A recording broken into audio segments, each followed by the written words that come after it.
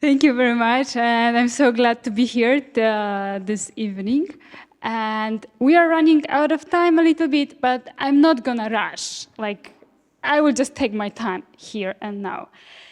So, I don't know why the colors of this presentation look so awful on the screen, but like on my screen they're like nicer. I don't know. Whatever, this is not my, I just show you that this is not my fault, it's a fault of technology, which we're gonna talk about today a little bit. So, first of all, let me just start from a tiny interview. So, how many of you have been working with ChatGPT or any other artificial intelligence before? You can just raise a hand. Okay, that's not that many.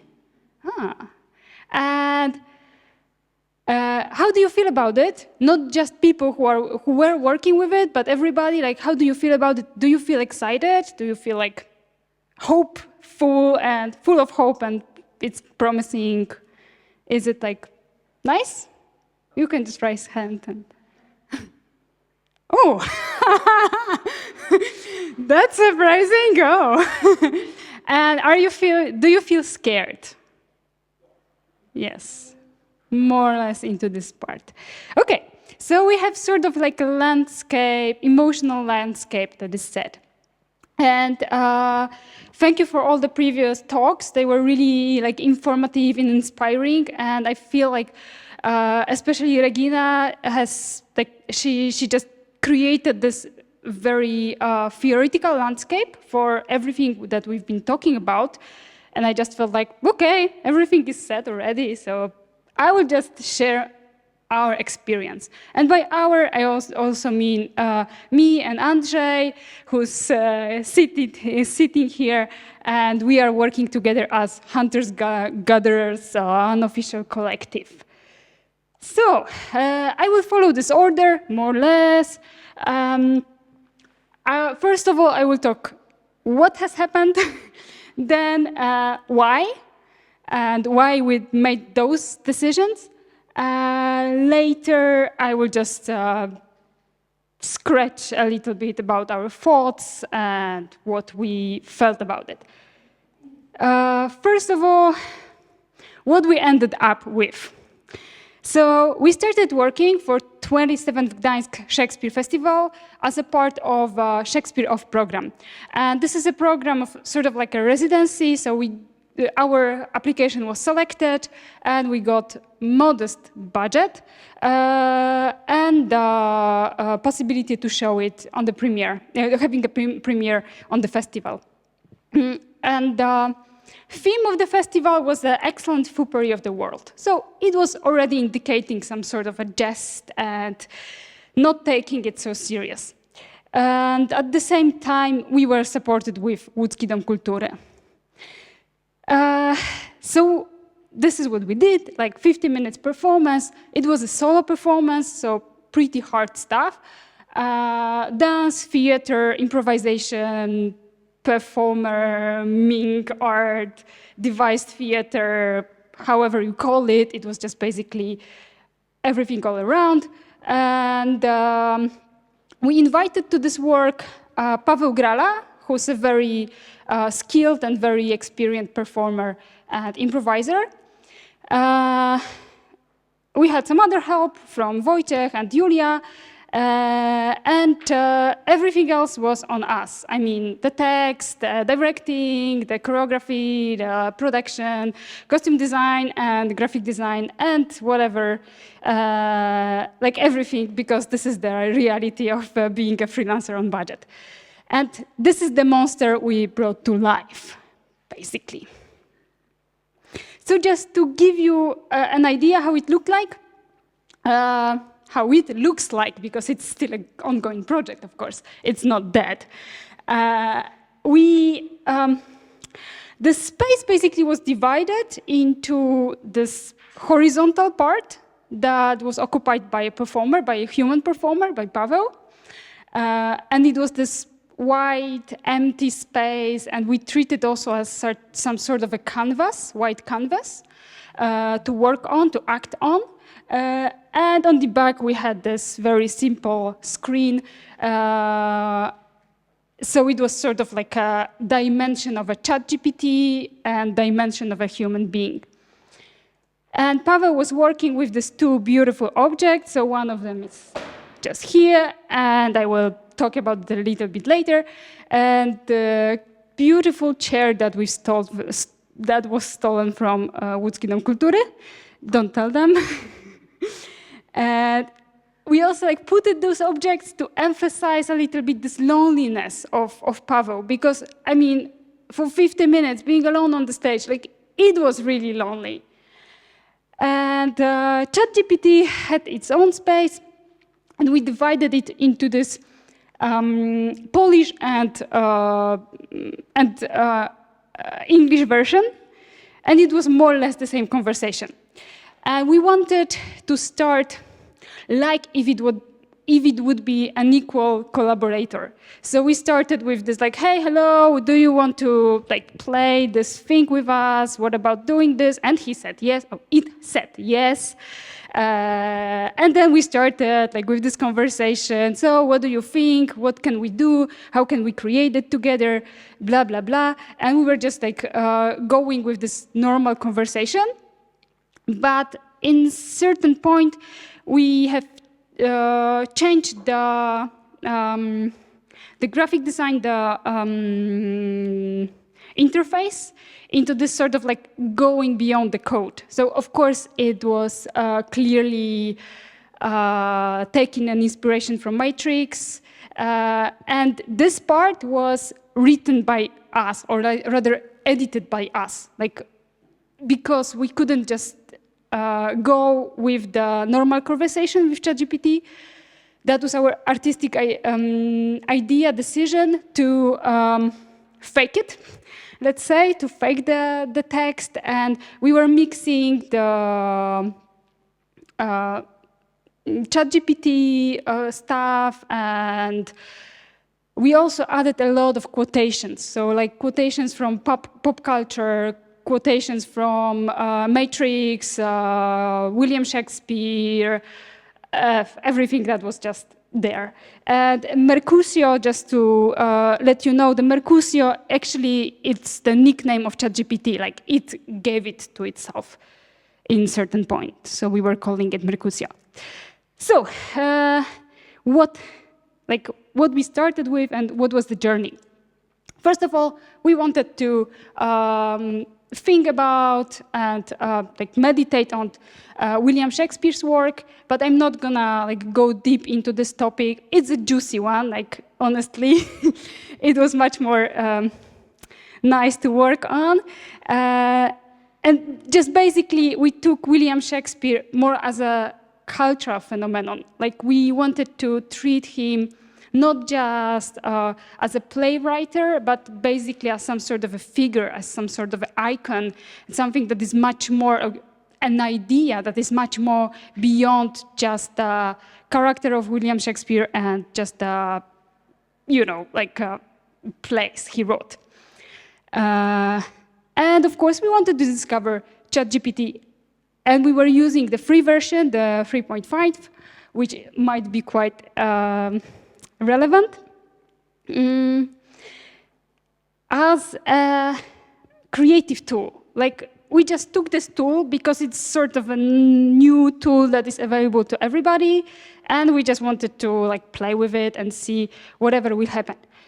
But at the same time, we wanted to address the issues of basically growth and development of artificial intelligence. Like, just to give you a context, we started working March last year, like March, April mostly. So, the topic was hot. Like everybody was basically talking about ChatGPT, and it was a lot of concern, and also many people were scared. And we had quite a lot of very important talks with artists who were like seriously afraid of the field. Like they were just really afraid, like what will happen in few months with this job, with this way of working, and so on. So we just wanted to like generally touch this thing. On top of that, we wanted to make an improvised performance. We knew that our human performer is going to improvise, but we wanted to try to improvise with artificial intelligence concerning, like taking in consideration also our very limited skills in technology and, well, budget. And by the way, it's supposed to be a comedy, so it was quite a lot. Oh boy, oh boy. Well, so the idea of improvisation has landed in the trash bin for quite quickly because, first of all, plain boring technical issues. Like we couldn't, for example, check the Wi-Fi in the venue before. So we were not sure what will be the Wi-Fi. You know, a little bit risky. The next thing was the unstable connection. Like ChatGPT did not appear to the rehearsal a few times. So, you know, just to like add a little bit into that, whoever of you have been working with any sort of technology before, like you know, if it's not working, it's just not working. Like you cannot do anything about it. And that can be really frustrating. Like, you know, if you have if you're working with another human being, and this human being, this performer, doesn't feel very well this day, you can still work on something else. You can make it a little bit easier. You can discuss. Maybe something new will happen. And anyway, like you will have this general feeling of empathy, of like connection, because you can understand everybody can have a bad day. But with ChatGPT, like there's no discussion. It's just like not there, not today. So it's like, for me at least, personally, it was really, really going into my nerves. This feeling of helplessness, like just not going to do anything. Not today, baby.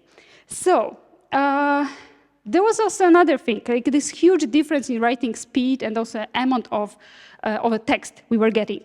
So for a very short sentence that was taking us for like 3 minutes to type, it was just literally in 10 seconds, it was giving us like 2 pages of an answer. And we had to scroll it up and read it. And at the end, it was just taking forever. So that was interrupting this very essential flow of improvisation. Like, you just cannot go with it. And at the same time, it was pretty disturbing from a point of like the dramaturgy and the rhythm of the performance. However, this all most likely is just like technical stuff. Like probably we would try harder to overcome it, but it's just like it was not worthy. Like the talk we had with ChatGPT was most of the time, yeah, it's sort of visible, not really well, but yeah, you can have an idea. Most of the time, the talk was just like so dry and so boring, and we would get a lot of information, but they were not having any value. Like they were just like meaningless. And of course, we could go on with this conversation, but still, we just felt like it's not good.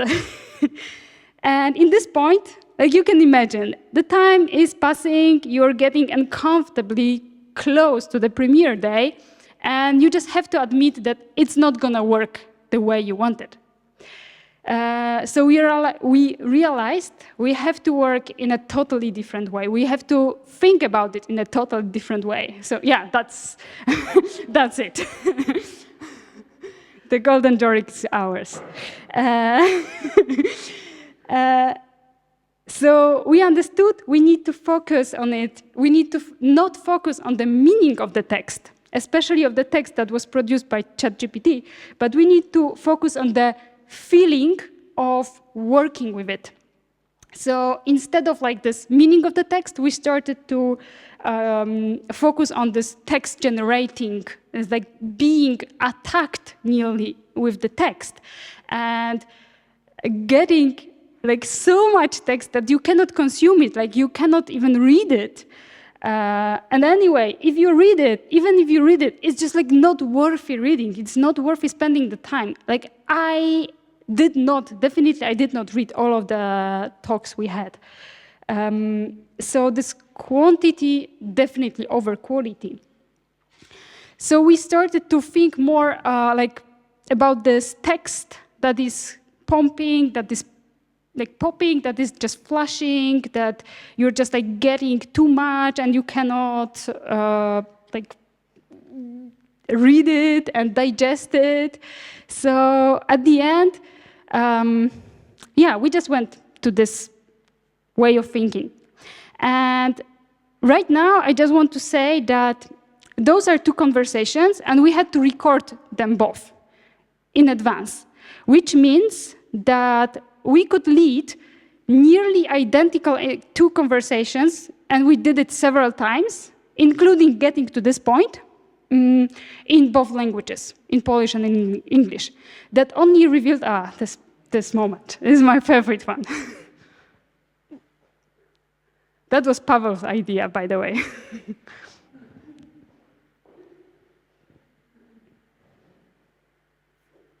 Yeah. And like, we could get to this moment several times. That only showed us the algorithm. Like, we are not talking with intelligence, really. We are talking with algorithm. And if you're giving it the same questions, it's going to give you the same answers, more or less. So, yeah, and this lovely, like, how to start the performance. Yeah, anyway. So, it's just like to let you know that we kind of could see that this algorithm is also, it's not written as a creative tool. Like, we could easily feel that in some point it was just like enough. Like, we had enough with this guy. And we would fire it, but we could not. So at last, the accumulation became a theme. They became some sort of like, okay, we just felt, let's make an asset out of it. Like, let's make it a value. Because this is how the algorithm is working. Like, the algorithm is basically, it is having some ideas, like we are giving it some knowledge, some information, and then it just picks up something and develops into something else. But basically, it is very much about this accumulation of information. And basically, that was the point when we started like going into this scene that we were calling it more like a dream scene or like a green scene as well. And in this one, we were just putting like everything. It was just like how many different quotations do you want? Yes, it was this thing, like it was this way of thinking. And we also thought about like, of course, like giving too much for the audience so they cannot follow it. But at the same time, it got very messy. It got very dreamlike. It got very maybe like trip-like. I don't know. That was also some sort of a feeling that we had working with any sort of virtual reality and also like working with any sort of social media, for example, algorithms. Because, you know, if you're scrolling Instagram, this is exactly what you get. You get like funny cats and then Ukrainian war and then ecological crisis and then Shakespeare meme and then again like some quotation of Albert Einstein that he never said. So at the end, we just put it like everything here, but we also wanted to mix this reality, virtual reality, fake reality, just to also show that sometimes our knowledge about Shakespeare, for example, is not really sufficient, or we are creating ourselves, we are creating a lot of fake news. So at the very end, basically, the humanity became a theme. And yeah, maybe a little break. For example, do you know whose quotation is it? Do you have any idea? If you type it to Google, you can buy like 100,000 of different gadgets, caps or t-shirts, jumpers, with this quotation signed as William Shakespeare quotation, and actually it was said by like nobody. I mean, definitely not by William Shakespeare. It's a fake quotation of William Shakespeare, but you still can buy a keychain with this famous quote. So, happy ending, let's go to some thoughts. And those gonna be like very rational thoughts about working with artificial intelligence.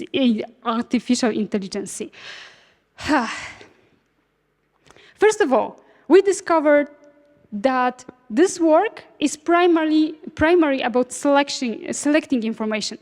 And to be honest, this is not so different from what we've been doing and what we are doing right now as an artist as well.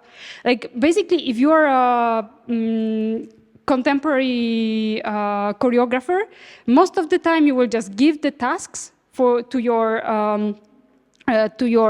performers, to your dancers, and they're gonna improvise, and you just pick the information that you like. You just pick the images that you like, and you feel like they are worth it to develop or to just like get it to the performance itself. So we just felt it's a little bit different tool, but basically the concept is sort of still the same. But if you are a fine art artist, you are still like going and you just want to pick the marvel that will be the best for your work. So this is a lot about selecting. But that also means that we can emphasize this decision-making as a creative act. Like maybe thinking about Duchamp and his work, for example. Like when he's deciding that whatever artists say is art. And in this context, maybe we can think about it a little bit like differently, but actually it's sort of like the same, that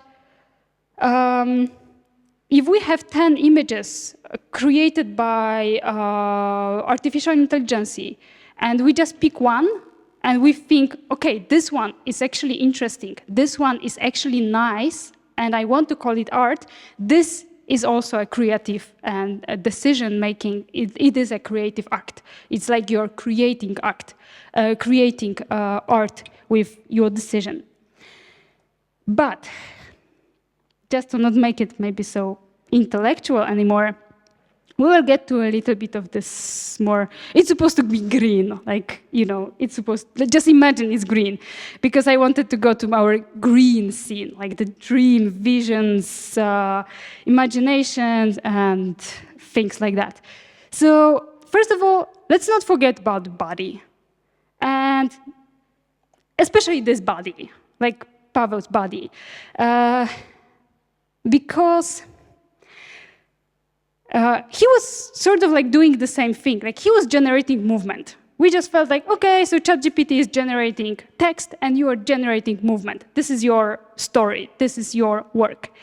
But at the same time, we were working with him all the time, like we were facilitating him into this, like being more somatic, being more embodied, being like fully in his body, being sort of like very carnal in it, very fleshy.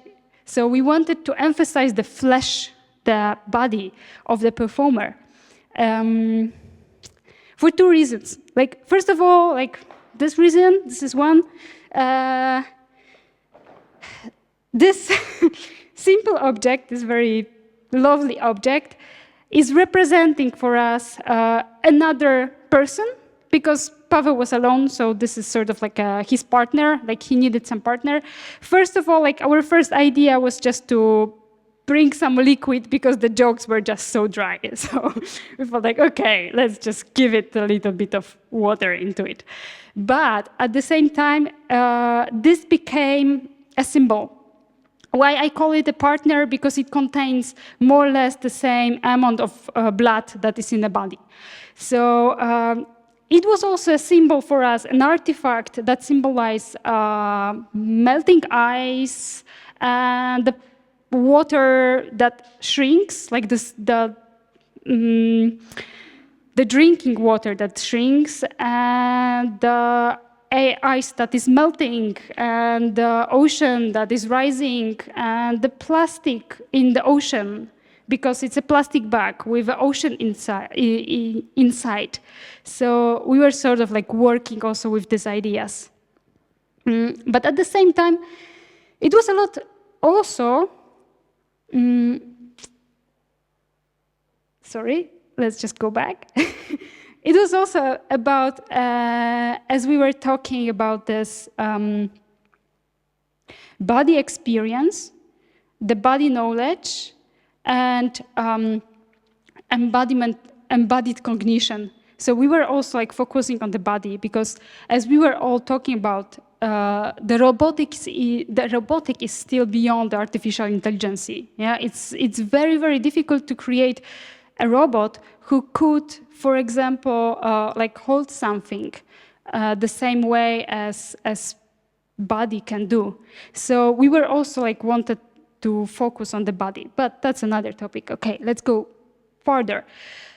We also wanted to emphasize the cost. Like Paweł was clearly very tired. Like it cost him a lot to survive this 50 minutes of the movement, like really to survive this loneliness on the stage.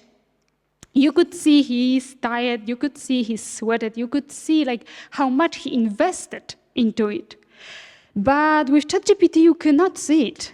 Like, it's just like clicking the button, it's just nothing. It feels like it's a piece of cake to create another story, to create another, play of Wiliama Szekspira or whatever. And the thing is, this is real. Like ChatGPT or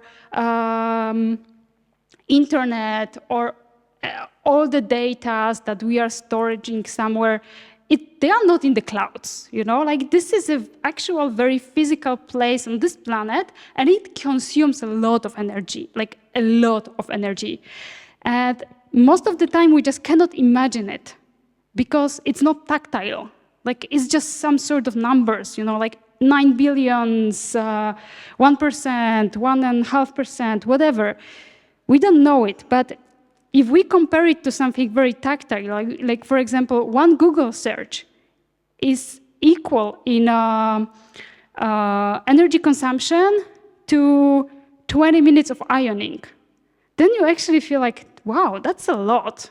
And I think that this is something that is very important for the tactile artists and the body artists who are dancers.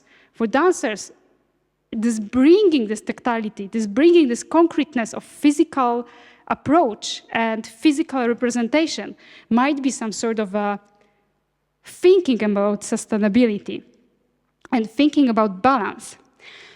So, yeah, that also raises the question of need. Like, do we really need all of this? Like, do we really need this content? Do we really need this all junk and trash information that we are feeding ourselves with, like all the time, most of the time? And like after working with ChatGPT for 4 months, we are not really, or at least I'm not really afraid of artificial intelligence. I'm much more afraid of the users, because it's a human being who is pressing that button, and it's a human being who is like directing the algorithm the certain way, and it's a human being who is writing the code. So at the very end, I feel like we really need to, like, thinking about balance, thinking about sustainability, we really need to think more about the user. like not so much about technology. This is at least my point of view, to not focus so much on technology, but focus more on the development of the human being who is going to use this technology. And yeah, maybe a little hint at the end. Maybe we can slow a little bit down. And, you know, making this, this work, it was like, you know, quite a big performance to do with a tool we totally had to discover from the very beginning. In 4 months, let's say, like sharing it with a full-time job for Andrzej, half-time job for me, it was just a lot. And we just felt like, can we just have like more time for it? Can we just plan it in such a way that we can do less but more qualified stuff? Because do we really need all this content? So yeah, maybe just make art slow again. And thank you for your attention. It was me. Subscribe and thank you.